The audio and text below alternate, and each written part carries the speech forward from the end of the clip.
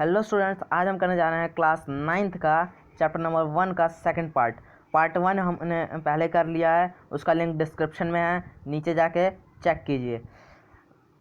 अगर आपने पार्ट 1 नहीं देखा है तो पहले जाके उसे जाकर देखें, उसके बाद ही ये वीडियो देखें, नहीं तो आपको कुछ समझ नहीं आएगा।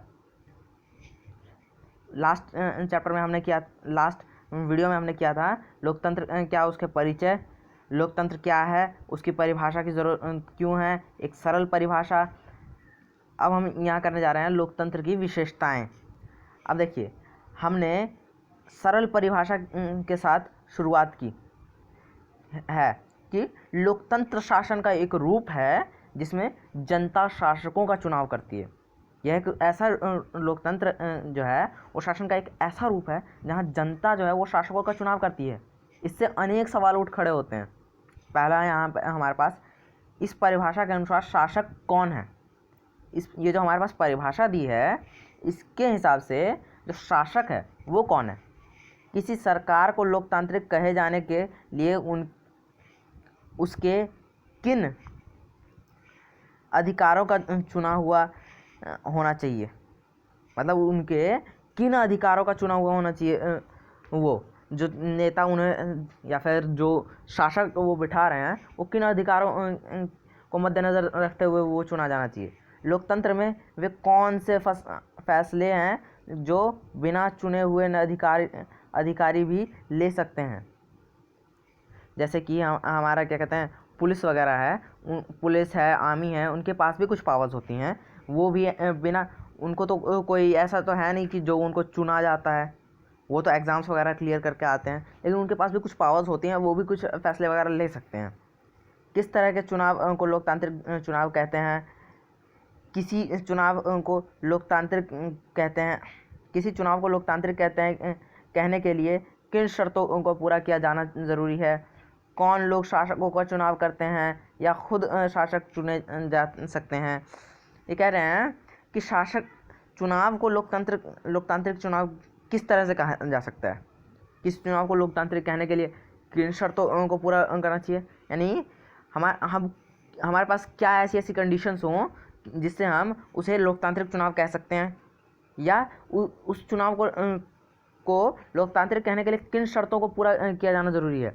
यानी वो जो चुनाव हो रहा है उसको किन किन चीज़ों पर खरा उतरना पड़ेगा, तब वो लोकतांत्रिक शासन व्यवस्था कही जा सकती है। किन लोगों शासकों का कौन लोग शासकों का चुनाव करेंगे, ये भी एक बड़ा क्वेश्चन है। या खुद शासक चुने जा सकते हैं। ये सब ये जो है हमारे पास, ये काफ़ी महत्वपूर्ण क्वेश्चन है। व्यवस्था में अपने नागरिकों को इस अधिकार से वंचित कर सकते हैं। क्या कोई लोकतांत्रिक व्यवस्था अपने नागरिकों को इस अधिकार से वंचित कर सकती है? नहीं कर सकती। लोकतांत्रिक व्यवस्था में किसी भी प्रकार का जो अधिकार है सबके लिए समान होता है। ऐसा नहीं है कि किसी को वो चीज़ें मिल रही हैं और किसी को नहीं मिल रही हैं। किसी को समानता का अधिकार दिया जा रहा है, किसी को अधिकार दिया ही नहीं जा रहा है। इसलिए सबको लोकतंत्र जो है वो सबको एक समान बना के काम करता है। ऐसा नहीं है कि कोई ऊंची जाति का है और कोई नीची जाति का है, नीची जाति वाले को कोई चीज़ें उपलब्धि नहीं हो पा रही और ऊंची जाति वाले लोग सब कुछ खा जा रहे हैं। ऐसा नहीं होता है। लोकतांत्रिक व्यवस्था में सभी को समान मौके और अधिकार दिए जाते हैं। सरकार ने किस स्वरूप को लोकतांत्रिक कहते हैं, सरकार के किस स्वरूप को लोकतांत्रिक कहेंगे। क्या चुने हुए शासक लोकतंत्र में अपनी मर्जी से सब कुछ कर सकते हैं, या लोकतांत्रिक सरकार के लिए कुछ रेखाओं को में बांधकर काम करना ज़रूरी होता है। लक्षण रेखाएं मतलब कि लक्ष्मण रेखाएं, यानी कि मतलब उनके एक लिमिटेशन होगी, इससे ज़्यादा वो कुछ नहीं कर सकते, या इससे ज़्यादा अगर वो करेंगे, अगर कुछ इससे आगे बढ़ने की कोशिश करेंगे तो उनके ऊपर सरकारी कार्रवाई भी हो सकती है, वगैरह वगैरह।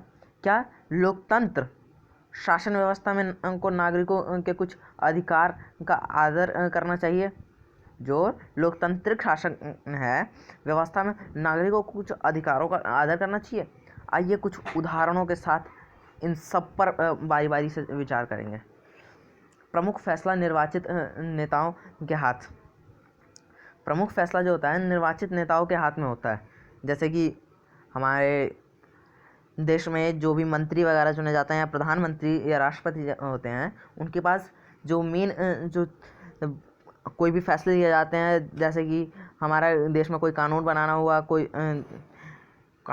हुआ, या फिर कोई कानून रद्द करना हुआ, तो उसके लिए मेन फैसला जो है ना नेता लेते हैं, जो हम लोगों द्वारा चुने जाते हैं। पाकिस्तान में जनरल परवेज़ मुशर्रफ ने अक्टूबर 1919 में सैनिक तख्तापलट की अगुवाई की। पाकिस्तान में जो है 1999 में सैनिक तख्तापलट हुआ था, जो परवेज़ मुशर्रफ ने अक्टूबर 1999 में उनकी अगुवाई में हुआ था। उन्होंने लोकतांत्रिक ढंग से चुनी हुई सरकार को उखाड़ फेंका और खुद को देश का मुख्य कार्यकारी घोषित कर दिया। जो परवेज़ मुशर्रफ थे पाकिस्तान के, उन्होंने जो सेना के मुख्य कार्यकारी थे, उन्होंने जो लोकतांत्रिक व्यवस्था थी उसको उखाड़ फेंका और खुद को मुख्य कार्यकारी घोषित कर दिया। बाद में उन्होंने खुद को राष्ट्रपति घोषित किया और 2002 में एक जनमत संग्रह करा के अपना कार्यकाल 5 साल के लिए बढ़वा लिया। पाकिस्तानी मीडिया मानवाधिकार संगठनों और लोकतंत्र के लिए काम करने वालों ने आरोप लगाया कि जनमत संग्रह एक धोखाधड़ी है और इसमें बड़े पैमाने पर गड़बड़ियां की गई हैं। अगस्त 2002 में उन्होंने लीगल फ्रेमवर्क ऑर्डर के जरिए पाकिस्तान के संविधान को बदल डाला। जो परवेज़ मुशर्रफ था, उसने 2002 में एक जनमत संग्रह किया, जिसमें है ना उसने खुद का कार्यकाल जो था वो 5 साल के लिए बढ़ा लिया और 5 साल के बढ़ा लिया और खुद को वहाँ पर राष्ट्रपति घोषित कर दिया। जिसके बाद मानवाधिकार संगठनों और लोकतंत्र के लिए काम करने वालों ने आरोप लगाया कि जनमत संग्रह जो था उसमें धोखाधड़ी हुई थी और गड़बड़ियाँ की गई थी बहुत बड़े पैमाने पर। अगस्त 2002 में जो है उन्होंने लीगल फ्रेमवर्क ऑर्डर के ज़रिए जो है उन्होंने पाकिस्तान का संविधान को बदल डाला। इस ऑर्डर के अनुसार राष्ट्रपति राष्ट्रीय और प्रांतीय असेंबली को भंग कर सकता है। मंत्री परिषद के कामकाज पर एक राष्ट्रीय सुरक्षा परिषद की निगरानी रहती है, जिसके ज़्यादातर सदस्य फौजी अधिकारी हैं। इस कानून के पास हो जाने के बाद राष्ट्रीय और प्रांतीय असेंबली के लिए चुनाव कराए गए। इस प्रकार पाकिस्तान में चुनाव भी हुए, चुने हुए प्रतिनिधियों को कुछ अधिकार भी मिले, लेकिन सर्वोच्च सत्ता सेना को अधिकारियों और जनरल मुशर्रफ के पास थी। स्पष्ट है कि जनरल मुशर्रफ ने शासन वाले पाकिस्तान को लोकतंत्र ना कहने के अनेक ठोस कारण दिए हैं, लेकिन यहाँ सिर्फ एक कारण पर ही चर्चा करते हैं। क्या हम कह सकते हैं कि पाकिस्तान ने अपने शासकों का चुनाव किया था? पाकिस्तानी के लोगों ने अपने शासकों का चुनाव किया है। हम ऐसा नहीं कह सकते। लोगों ने राष्ट्रीय और प्रांतीय असेंबली के लिए अपने प्रतिनिधियों का चुनाव किया है, लेकिन चुने हुए प्रतिनिधि वास्तविक शासक नहीं थे। जो प्रतिनिधि उन्होंने चुने थे वो वास्तविक शासक थे ही नहीं। वे अंतिम फैसला नहीं कर सकते, लेकिन चुने हुए जो प्रतिनिधि थे ना वो वास्तविक शासक नहीं थे, वे अंतिम फैसला ही नहीं कर सकते थे। अंतिम फैसला सेना के अधिकारियों और जनरल मुशर्रफ के हाथ में था। जो जनरल मुशर्रफ थे, जिन्होंने खुद को वहाँ का राष्ट्रपति घोषित कर दिया था, उस सारी जो ताकतें थी वो उनके हाथ में थी, और जो मेन जो लोग थे सेना के, उनके पास थी, जो जनता द्वारा नहीं चुने गए थे। ऐसा तानाशाही और राजशाही वाली अनेक शासन व्यवस्थाओं में होता है। वहाँ औपचारिक रूप से चुनी हुई सरकारें होती हैं, और वहाँ पर जो है बहुत चुनी हुई सरकार, संसद और सरकार तो होती है, पर असेंबली, असली सत्ता उन लोगों के हाथ में होती है जिन्हें सत्ता ने नहीं चुनती है। कुछ देशों में असेंबली ताकत असली ताकत विदेशी शक्तियों के हाथ में रहती है, ना कि चुने गए प्रतिनिधियों के हाथ में। इसे लोगों का शासन नहीं कहा जा सकता। इससे हम लोकतांत्रिक शासन व्यवस्था में की पहली विशेषता पर पहुंचते हैं। लोकतंत्र में अंतिम निर्णय की शक्ति लोगों द्वारा चुने हुए प्रतिनिधियों के पास ही होनी चाहिए। यानी कि लोकतांत्रिक व्यवस्था का एक ये भी होगी, ये एक जो है उनकी खासियत हो गई कि जो भी है ताकत वगैरह है उन्हीं के पास होनी चाहिए अंतिम निर्णय लेने का। जो लोग हैं वो जनता द्वारा चुने गए हैं, उन्हीं के पास होनी चाहिए। अब हमारा नेक्स्ट पॉइंट है स्वतंत्रता और निष्पक्ष चुनावी मुकाबला। निष्पक्ष मतलब बिना किसी भेदभाव के। अब यहाँ पे पहले हमें पाकिस्तान का अभी उदाहरण दिया, अब यहाँ पे हमें चीन का उदाहरण दिया। चीन की संसद को कवांगुओ रेममिन दाइवियाओ दहुई राष्ट्रीय जनसंसद कहते हैं। चीन की संसद के लिए प्रति 5 वर्ष बाद नियमित रूप से चुनाव होते हैं। इस संसद को देश का राष्ट्रपति नियुक्त करने का अधिकार है। इसमें पूरे चीन का करीब 3000 सदस्य आते हैं। इसमें जो है पूरे देश से लगभग 3000 सदस्य आते हैं। कुछ सदस्यों का चुनाव सेना भी करती है। चुनाव लड़ने से पहले भी सभी उम्मीदवारों को चीनी कम्युनिस्ट पार्टी से मंजूरी लेनी होती है। 2002-2003 में हुई चुनावों में सिर्फ कम्युनिस्ट पार्टी और उससे संबंधित कुछ छोटी पार्टियों के सदस्यों को ही चुनाव लड़ने की अनुमति मिली थी। सरकार सदा कम्युनिस्ट पार्टी की ही बनती है। वहाँ पर मतलब एक दलीय व्यवस्था है, जहाँ पर सिर्फ एक पार्टी जो है उसी का शासन है, और कोई पार्टी नहीं है कि यहाँ पर कोई दूसरी पार्टी है वो है ना आके उनके सामने खड़ी हो जाए कि भाई हम लड़ेंगे तुम्हारे खिलाफ। ऐसा वहाँ पे नहीं है। वहाँ पे एक ही पार्टी है जिसका सबको वहाँ पे जिसकी इजाज़त सबको लेनी पड़ेगी, और उसी से इजाज़त लेने के बाद वो लोग चुनाव लड़ सकते हैं, जो कि 2002-2003 में हुआ था। 1930 में आज़ाद होने के बाद से मेक्सिको में हर 6 वर्ष के बाद राष्ट्रपति चुनने के लिए चुनाव कराए जाते हैं। देश में कभी भी फौजी शासन या तानाशाही नहीं आई, लेकिन सन 2000 तक हर चुनाव में PRI anti institutional revolutionary party नाम की एक पार्टी को ही जीत मिली थी। यानी कि 1930 से लेकर 2000 तक सिर्फ एक ही पार्टी को जीत मिली थी। विपक्षी दल चुनाव में हिस्सा लेते थे पर कभी जीत ही नहीं पाते थे। चुनाव में तरह तरह के हथकंडे अपनाकर हर साल में जीत हासिल करने के बाद PRI कुख्यात थी कि हर साल वही जीत जाते हैं और किसी पार्टी को वो लोग जीतने ही नहीं देते हैं। सरकारी दफ्तरों में काम करने वाले सभी लोगों के लिए पार्टी में की बैठकों में जाना अनिवार्य था। सरकारी स्कूलों में के अध्यापक अपने छात्र छात्राओं के माँ बाप से PRI के लिए वोट देने को कहते।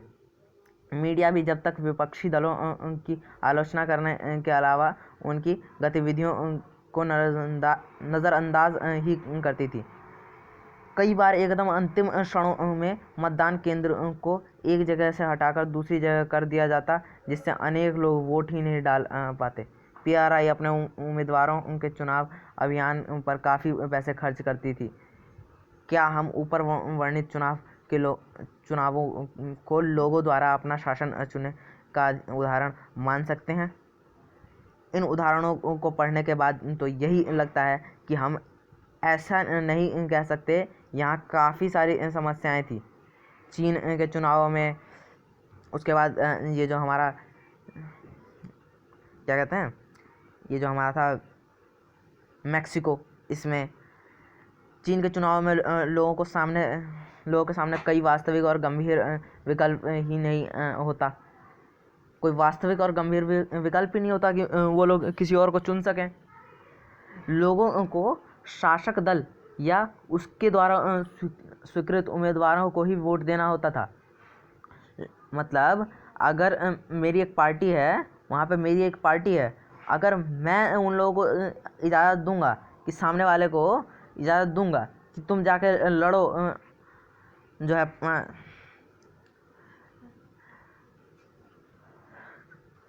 चुनाव लड़ो, तभी वो आगे जो है वो जाके चुनाव लड़ सकता है। लेकिन अगर मैं उसको इजाज़त नहीं दूंगा तो वो आगे जाके लड़ ही नहीं सकता। ऐसा था चीन में। इसलिए वहाँ के लोगों को कोई वास्तविक और गंभीर विकल्प ही नहीं होता था। इसलिए वो लोग चुने क्या, लोगों को शासक दल या उसके द्वारा स्वीकृत उम्मीदवारों को ही वोट देना होता था। क्या हम इसे मनपसंद चुनाव कह सकते हैं? मैक्सिको के मामले में ऐसा लगता है कि कहने को विकल्प होते हुए भी असल में वहाँ की जनता के पास कोई दूसरा विकल्प ना था। किसी भी तरह वहाँ शासक दल को पराजित नहीं किया जा सकता था। लोगों के चाहने पर भी नहीं, वहाँ हुआ चुनाव निष्पक्ष नहीं थे। वहाँ जो चुनाव होते थे वहाँ पर उन लोगों के पास होते हुए भी नहीं होते थे उन लोगों के पास विकल्प। वहाँ पे ऐसा था कि जो ताकत में जो है पार्टी, उसको हटाना नामुमकिन सा हो गया था उन लोगों के लिए। इस प्रकार अब हम लोकतंत्र को अपनी समझ में एक अन्य विशेषता या गुण से जोड़ सकते हैं। लोकतंत्र के लिए सिर्फ चुनाव कराना या ही पर्याप्त नहीं है। चुनाव में एक से ज़्यादा असली राजनीतिक विकल्पों के बीच चुनने की स्थिति भी होनी चाहिए कि ऑप्शन है सबके पास कि वो चुन सके। लोगों के पास यह विकल्प रहना चाहिए कि चाहे तो शासन दल ही को गद्दी पर से उतार दे। इस प्रकार लोकतंत्र निष्पक्ष और स्वतंत्र चुनावों पर आधारित होना चाहिए ताकि सत्ता में बैठे लोगों के लिए जीत हार के समान अवसर हों। हमारे पास एक और यहाँ पे पॉइंट आ गया कि लोकतंत्र की एक और परिभाषा आ गई। लोकतंत्र में जो निष्पक्ष चुनाव होने चाहिए, स्वतंत्र चुनाव होने चाहिए, ताकि सत्ता में बैठे लोगों के लिए जीत और हार के समान अवसर हों, बराबर अवसर हों। ऐसा नहीं कि वो हर बार वही जीतें। एक व्यक्ति एक वोट एक मोल। यहाँ पे अब हमारे पास नेक्स्ट पॉइंट है, एक व्यक्ति एक वोट एक मोल। यानी कि एक व्यक्ति का जो एक वोट होगा, एक व्यक्ति के पास एक ही वोट होगा और उसका एक ही मोल होगा। ऐसा नहीं है कि वो एक आदमी 10 बार वोट डाल रहा है और उसके 10 गिने जाएंगे। उसके पास एक ही वोट है और एक ही उसकी वैल्यू है। और ऐसा भी नहीं है कि वो एक वोट डाल रहा है और उसको 12 या 10 या 4 या 5 या 2 या 3 गिने जा रहे हैं। पहले हमने पढ़ा है कि किस तरह लोकतंत्र के लिए होने वाला संघर्ष सार्वभौमिक वयस्क मताधिकार से जुड़ा था। अब इस सिद्धांत को लगभग पूरी दुनिया में मान लिया गया है, पर किसी व्यक्ति को मतदान के समान अधिकार से वंचित करने के उदाहरण भी कम नहीं हैं। 2015 तक सऊदी अरब में औरतों को वोट देने का अधिकार नहीं था। अभी लगभग 2015 तक सऊदी अरब में औरतों को वोट देने का अधिकार नहीं था। और पुराने टाइम में तो ऐसा था कि औरतों को सेल्फ डिपेंडेंट भी नहीं माना जाता था। उन्हें अब उनके पति या पिता पर हमेशा निर्भर माना जाता था। एस्टोनिया ने अपने यहाँ नागरिकता के नियम कुछ इस तरह बनाए थे कि रूसी अल्पसंख्यक समाज के लोगों को मतदान का अधिकार हासिल करने में मुश्किल होती थी। यानी जो रूसी अल्पसंख्यक लोग थे, जो रूस के जो लोग थे जो वहाँ पे अल्पसंख्यक थे, उनको मतदान का अधिकार जो हासिल करने में है ना, बहुत मुश्किल होती थी। फिजी की चुनाव प्रणाली में वहाँ के मूल वासियों को वोट का महत्व भारतीय मूल के फिजी नागरिकों के वोट से ज़्यादा था। जो वहाँ पे मूल वासियों को जो वोट का महत्व था ना, वो भारतीय मूल के फिजी नागरिकों के वोट से ज़्यादा था।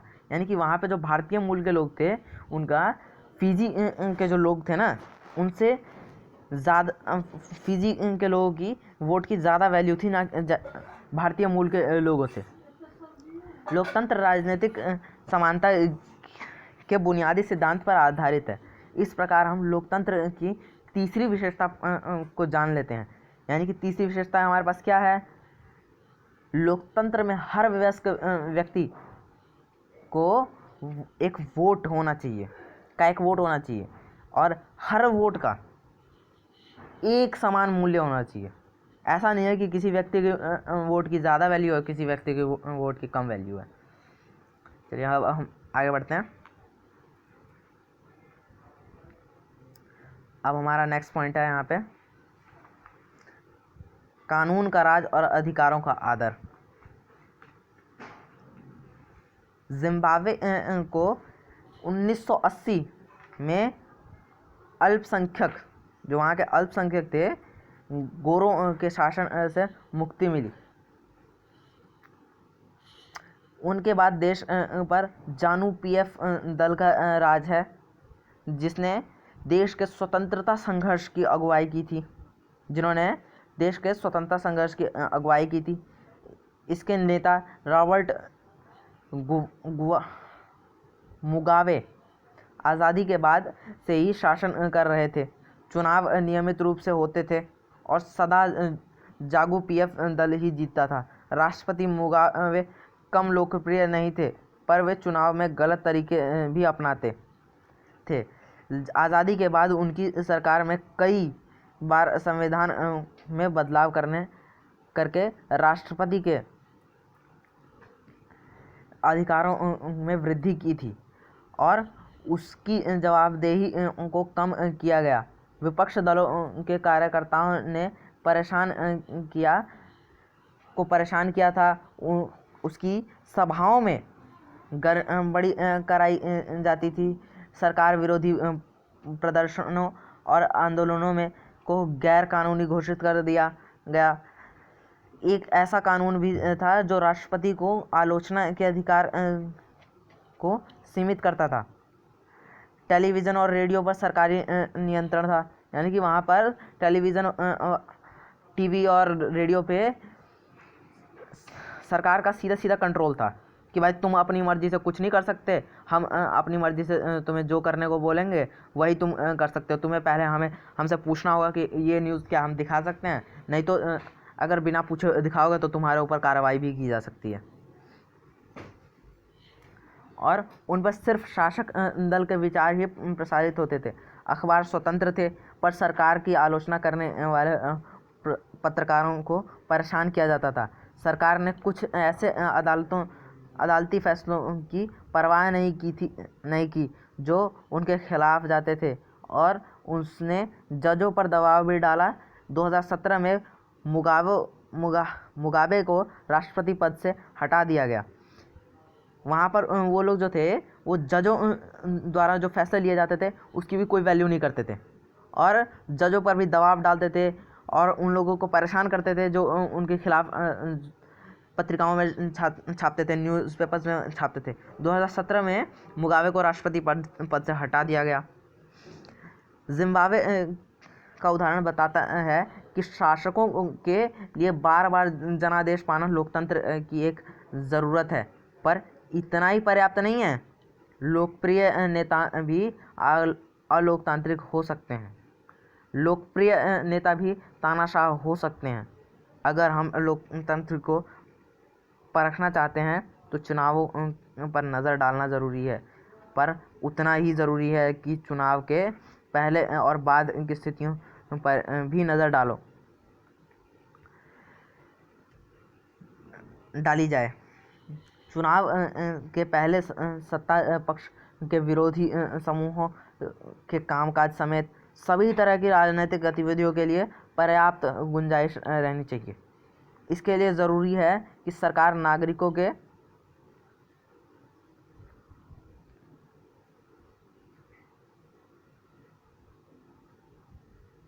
कुछ बुनियादी अधिकारों का आदर करें, उनको सोचने की, अपनी राय बनाने की, सार्वजनिक रूप से अपने विचार व्यक्त करने की, संगठन बनाने की, विरोध करने और अन्य राजनीतिक गतिविधियां करने की स्वतंत्रता होनी चाहिए।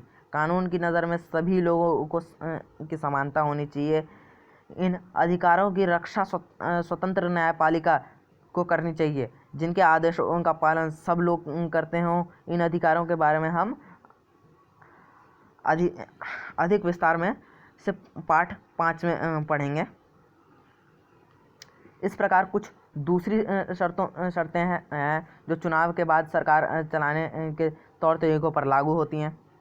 एक लोकतांत्रिक सरकार सिर्फ इस कारण से मनमानी नहीं कर सकती कि उसने चुनाव जीता है, उसे भी कुछ बुनियादी तरीकों का पालन करना होता है। ख़ास तौर से उसे अल्पमत वाले समूहों को दी गई कुछ गारंटियों का आदर करना होता है। हर प्रमुख फैसला लंबे विचार विमर्श के बाद होता है। हर पदाधिकारी को उस पद पर से जुड़े अधिकार और जिम्मेदारियां संविधान द्वारा दी जाती हैं। संविधान में सभी के जो भी अधिकार हैं, उस सभी के जो अधिकार हैं उस संविधान द्वारा ही दिए जाते हैं।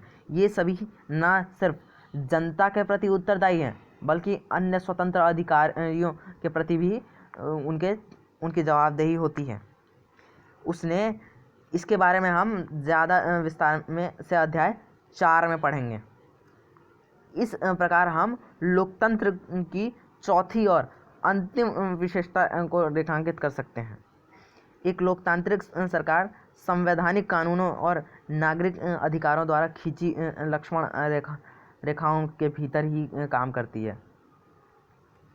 परिभाषाओं का सारांश, हम जो अभी इतनी सारी परिभाषाएं पढ़ी, इतने सारे डेफिनेशंस वगैरह पढ़े, उसका एक सारांश भी तो होना चाहिए, एक छोटा सा रूप है, वो अब हम पढ़ेंगे। आइए अब हम अब तक हुई चर्चा को समेटें।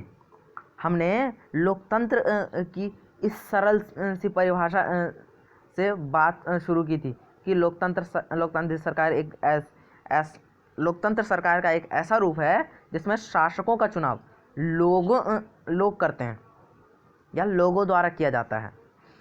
हमने पाया कि जब तक हम इसके कुछ प्रमुख शब्दों के बारे में और स्पष्ट न हो जाए, यह परिभाषा पर्याप्त नहीं है।